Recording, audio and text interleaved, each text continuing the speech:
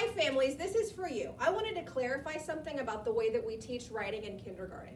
When we teach writing, you're going to notice we have the ABC chart with us because we are always encouraging the kids to go back to the ABC chart so that they can refer to the letters to hear the sounds. You also might have noticed that, like for today, when I wrote this sentence, I did not spell some of these words correctly.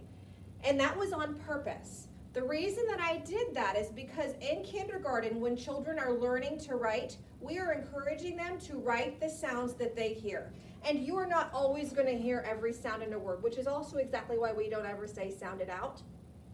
So in the word family, as a 5-year-old, they're going to hear some of these sounds, okay? And that's why I wrote the sounds that they would hear, even though we know as adults that that's not actually how you spell the word. And I wanted to point that out to you because it is okay if they are not spelling everything exactly the way it would be in a book. It is absolutely developmentally appropriate.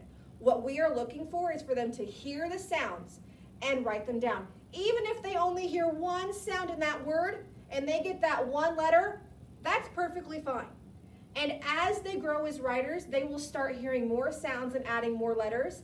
And as they progress into older grades, they'll figure out how to spell them correctly. So right now, if your child is struggling, bring them back to the ABC chart.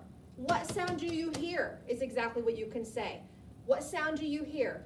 And if they need a little bit more prompting, you can say, okay, the word is family. I hear a f at the beginning of family. Do you see anything on this chart that starts like f?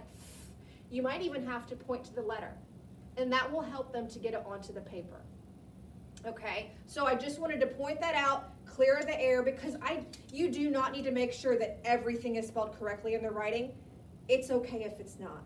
All right, if you have any questions, just reach out to your child's teacher and let us know. Thank you.